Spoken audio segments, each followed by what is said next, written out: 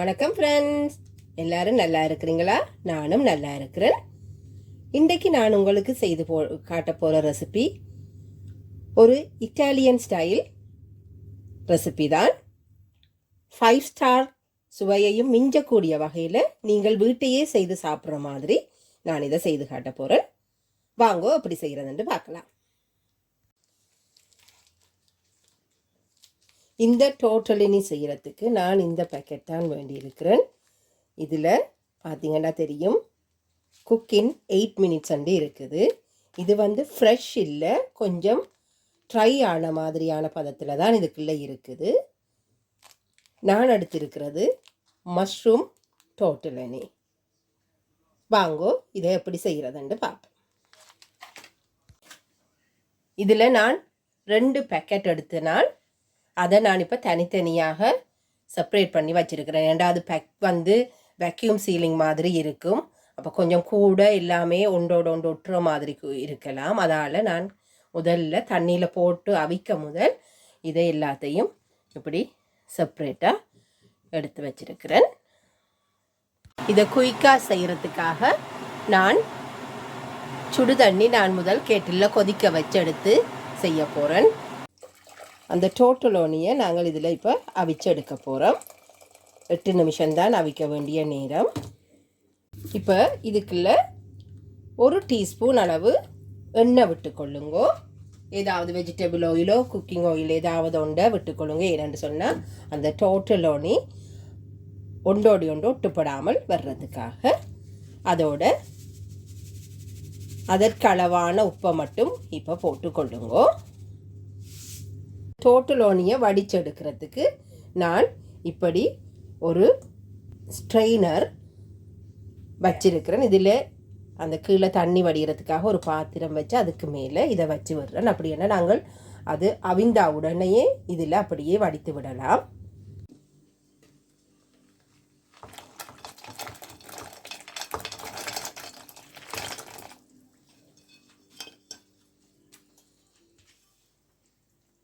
இது கொஞ்சம் உப்பி வந்திருக்கிறது உங்களுக்கு பார்க்க தெரியும். இப்போ 8 நிமிடம் ஆயிட்டுது. நான் இதை அந்த வடியில் வடிக்க போகிறேன்.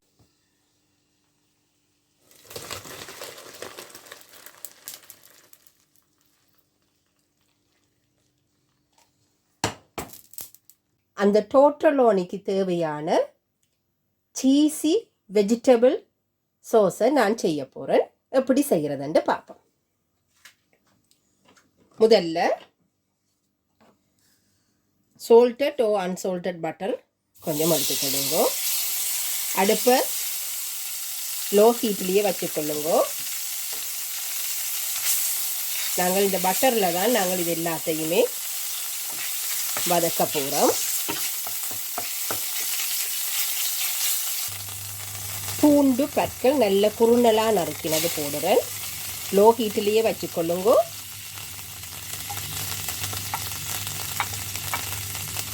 அதோட நல்ல சின்னதாக கட் பண்ணின வெங்காயம் சேர்த்துக்கொள்ளுறேன்.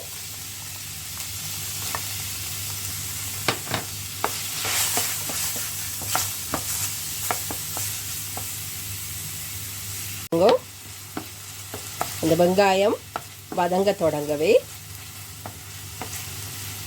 நாங்கள் போட்ட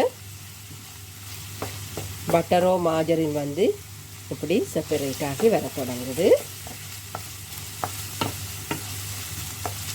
இதை நீங்கள் கேரமலைஸ் பண்ணியும் செய்யலாம், ஹாஃப்வே அவிச்சும் நீங்கள் இதை செய்து கொள்ளலாம்.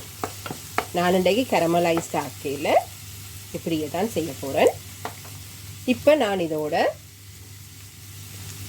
நான் ஃப்ரீஸ் பண்ணி வச்சுருந்த மஷ்ரூம் துண்டுகள், அதாவது காளான் துண்டுகள் சேர்க்கிறேன்.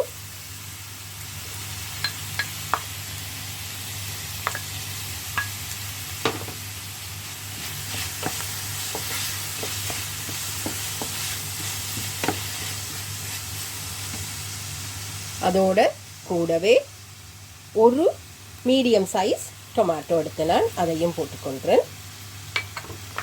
அதோட கொஞ்சமாக ஒரு கையளவுக்கு கேரட் துருவலும் சேர்த்துக்கொள்ளுறேன்.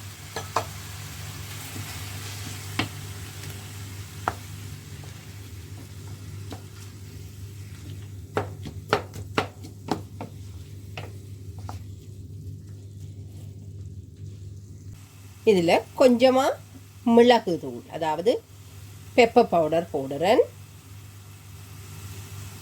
அதோட ஒரு 1/2 டீஸ்பூன் சில்லி பவுடர் கொஞ்சம் சேர்க்கிறேன். கொஞ்சமாக உப்பு கணக்க போட வேண்டாம். ஏனென்று சொன்னால் நாங்கள் இதில் சீஸ் சேர்க்கிறபடியாக கணக்க உப்பு போட தேவையில்லை. சீஸும் உப்பு தன்மை இருக்கிறதால கொஞ்சமாக உப்பை சேர்த்துக்கொள்கிறேன்.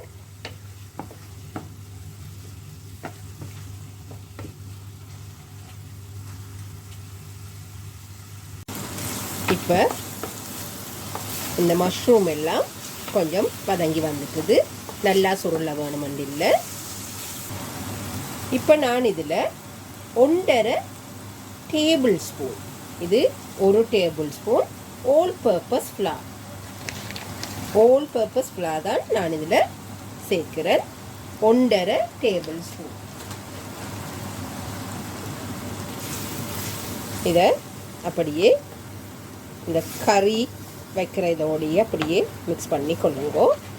அடுப்பு லோ ஹீட்லேயே இருக்கட்டுக்கும்.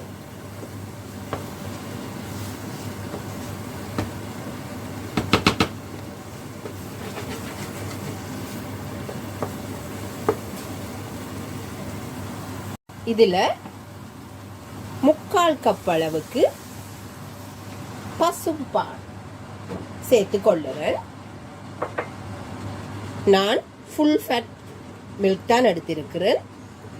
அந்த பசும்பாலை இதுக்குள்ளே சேர்த்து கொள்ளுங்க.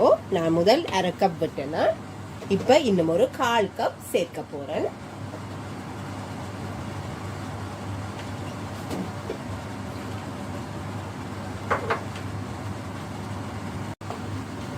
பாருங்க, நாங்கள் இதில் அந்த ஆல் பர்பஸ் ஃப்ளவர் சேர்த்தபடியாக இது நீங்கள் நெருப்பை கூட்டினீங்கள்னு சொன்னால் கெதியில் இது அப்படியே இறுக தொடங்கிடும்.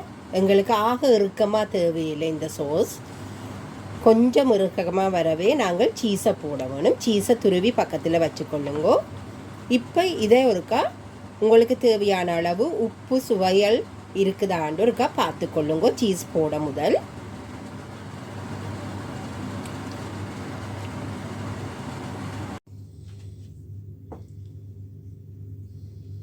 பாருங்க, ஒரு திக்கான சோஸாக இது இப்போ வந்து கொண்டு இருக்குது.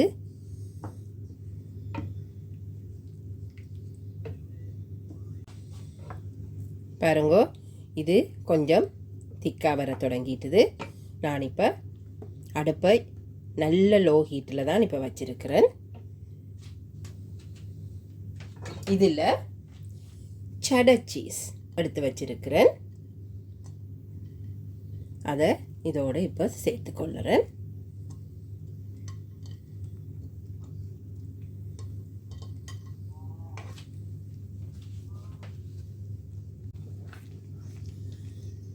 பாருங்க, இந்த க்ரீமி சீஸ் சோஸ் ரெடி ஆகிட்டுது. அடுப்பை ஆஃப் பண்ணி விடலாம். இப்போ நாங்கள் அவித்து வைத்திருந்த டோர்ட்டிலோனி எல்லாம் இதில் சேர்த்து கொள்ளுறேன். டோர்ட்டிலோனி எல்லாம் போட்டாச்சு. பாருங்க, இந்த க்ரீமி சோஸில் நான் இதை மிக்ஸ் பண்ணி எடுக்கிறேன். நல்ல க்ரீமியாக சீஸியாக சோஸ் வந்திருக்குது.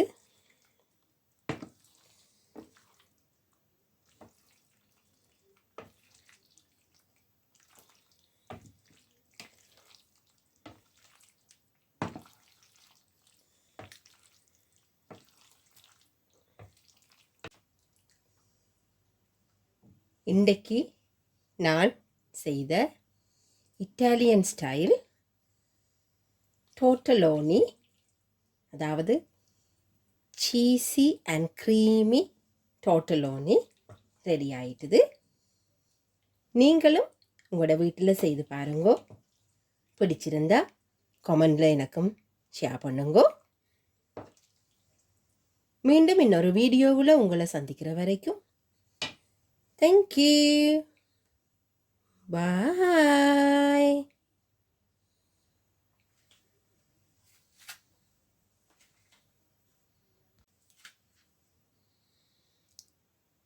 ஒருக்கா டேஸ்ட் பண்ணி பார்க்கலாமா?